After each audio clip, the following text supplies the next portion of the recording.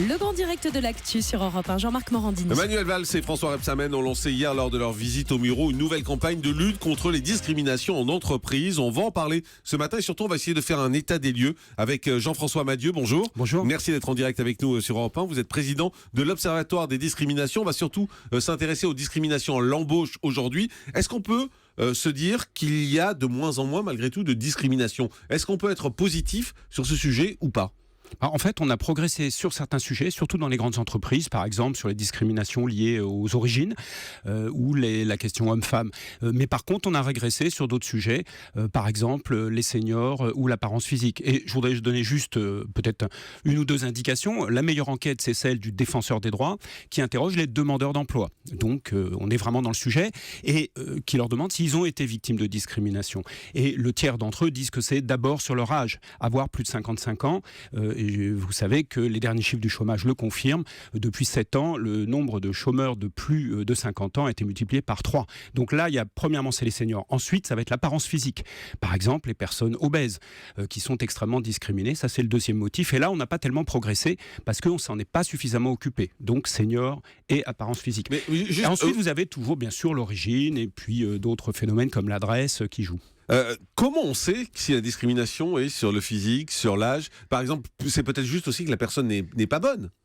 Comment vous faites la différence entre le choix qui est fait sur le physique et le choix qui est fait par rapport à une personne qui est compétente ou non? Vous avez parfaitement raison. Sur la mesure, il y a plusieurs manières de faire. Premièrement, on peut regarder les chiffres, par exemple, du chômage. Ouais. Mais c'est trompeur parce qu'effectivement, tout dépend des qualifications. Par exemple, les personnes handicapées sont davantage au chômage, mais bon, les diplômes ne sont pas les mêmes, etc. Bon, ça, on peut le calculer comme ça.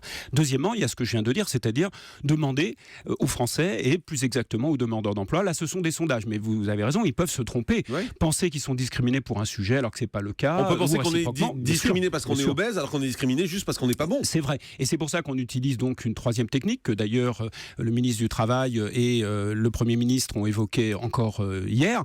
C'est donc la fameuse technique des tests par envoi de candidatures similaires où vous faites varier un élément, par exemple l'âge du candidat, plus exactement, ou son patronyme, ou bien vous mettez une photo dans le coin d'un CV. Donc vous regardez l'effet ACV quasiment similaire d'une variable. Donc la méthode est connue depuis une quinzaine d'années et largement pratiquée. Si je vous entends bien, Jean-François Madieu, en tout cas, il y a une chose sur laquelle ça s'est amélioré, c'est la discrimination homme-femme.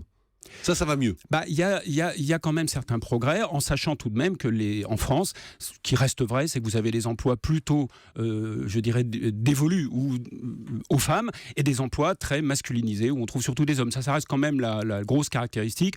Mais sinon, c'est pas sur ce sujet qu'on observe les discriminations, une fois de plus, les plus fortes. C'est sur les noms de famille, par exemple? Prénom, nom de famille, origine? Le nom et le prénom jouent en effet. Donc cette variante disons qu'on peut appeler les origines nationales, ça reste une discrimination importante. Elle arrive toujours dans les classements, si vous voulez.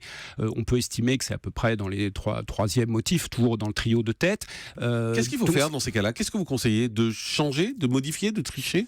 De changer son prénom? J'ai vu qu'un rapport récent sur les questions religieuses, les discriminations liées à la religion, allait jusqu'à recommander ou faciliter le changement de prénom pour les personnes qui sont de religion musulmane. Je pense qu'il ne faut pas forcément aller jusqu'à ce type de recommandation.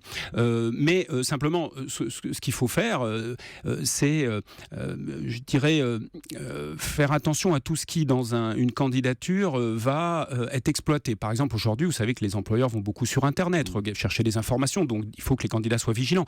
Ils regardent beaucoup les photos. Et notamment beaucoup aussi pour les recrutements de cadres aussi beaucoup. Donc il est important. On regarde les comptes Facebook en particulier, les séries de photos, Instagram. Facebook, mais les photos aussi, pas seulement sur les comptes sur Internet, mais aussi sur les CV, parce qu'ils y sont beaucoup, notamment pour les cadres. Donc là, je dirais que la recommandation, c'est être habile aussi à ce stade-là, le savoir. Être habile, ça veut dire quoi? Mettre une photo il y a 10 ans? Mettre une photo il y a 10 ans si on a 50 ans? Bien sûr. Vraiment? Oui, non mais ça, c'est bien sûr parce que vous passez le premier stade du tri de CV. Donc passer le premier stade, c'est important. De même que sur Internet, bien sûr, il faut des photos, il faut faire attention à tout ce qu'on met. C'est de plus en plus exploité. Et encore, pour l'instant, on n'est pas encore au stade où en sont arrivés les Américains. Et puis après... C'est quoi le stade où en sont arrivés les Américains? Les Américains, les recruteurs américains vont beaucoup sur Internet. Il faut dire que pour une raison qu'il faut connaître, c'est qu'en France, on a l'habitude d'avoir beaucoup d'informations sur les CV. parce que sur nos CV, il y a tout. Il y a la situation matrimoniale, les gens racontent leur vie, il y a vos loisirs, il y a votre photo, votre âge, tout. Aux États-Unis, le CV américain, il n'y a rien de tout ça. Vous ne savez rien en dehors du nom, du prénom et de l'adresse. Vous ne savez pas ni les loisirs, ni une fois de plus, vous n'avez pas la photo, jamais, vous ne savez rien. Donc si vous voulez, évidemment, les employeurs américains, depuis Internet, depuis une dizaine d'années, ils se sont rués sur Internet pour essayer de trouver des informations qu'ils n'avaient pas dans les CV.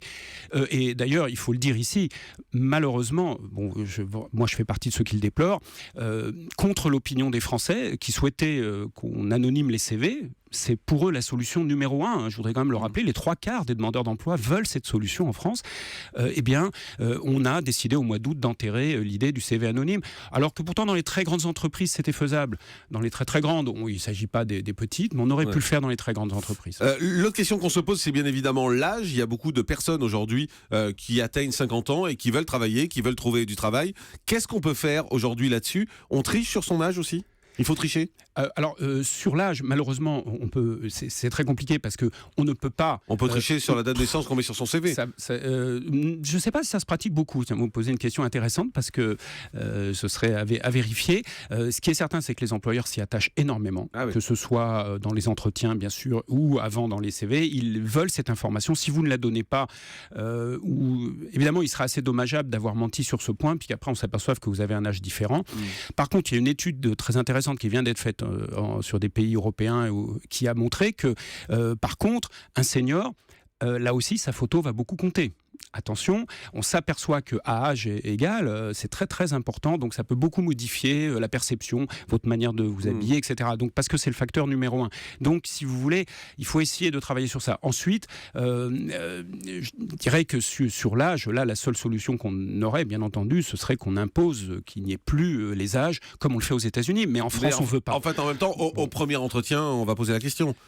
Donc finalement, c'est juste reculer un peu. Sauf si on ne peut pas poser la question. Regardez, dans les entretiens en France, normalement, on n'est pas censé interroger les femmes pour le point de savoir si elles sont mariées, si elles ont des enfants, si elles en veulent. Justement, moi j'avais lu beaucoup d'enquêtes qui disaient qu'une des questions qu'on posait régulièrement aux femmes, c'est savoir est-ce que vous êtes jeune marié ? Parce que dans la tête, ça voulait dire bientôt vous allez tomber enceinte. Oui, bien sûr. Ça continue, ça. Ah oui, beaucoup. C'est effarant quand vous prenez les enquêtes. Moi-même, pourtant, je connais un peu le sujet. Je suis très surpris de la fréquence des questions posées dans les entretiens. Mais on a le droit ou pas de poser cette question ? Non, bien sûr que non. On n'a pas le droit de demander à une femme si elle est jeune mariée, si elle veut tomber enceinte dans les mois qui viennent. Non. On peut pas lui demander ça. C'est totalement interdit. Pourtant, moi j'ai plein d'amis à qui c'est arrivé. Oui, bien sûr, ça arrive à toutes les femmes. Elles connaissent très bien ça. C'est très classique, mais c'est totalement interdit, bien sûr. Pourquoi ? Parce que c'est une question qui n'a absolument aucun rapport avec l'emploi à occuper. Ça permet à l'employeur de savoir si elle va s'absenter. Honnêtement, après on peut se fermer les yeux, mais ça a un sens, bien sûr que ça a un sens. Oui, évidemment, on sait bien que c'est pour ça, mais s'il y a un droit de la discrimination, aussi bien en France qu'en Europe, etc., c'est justement pour ça. C'est-à-dire, vous voyez, c'est comme une femme enceinte. Tout le monde sait très bien qu'une femme enceinte n'a guère de chance d'être embauchée. Ça, c'est une discrimination très forte, on le sait très bien. Mais maintenant, de la même manière, pourtant, c'est pas légal. C'est bien un motif qui est dans la liste du code pénal. Merci beaucoup Jean-François Madieu d'avoir été avec nous pour cet éclairage. Je rappelle que vous êtes président de l'Observatoire des discriminations. Merci de nous avoir éclairé là-dessus ce matin. Europe.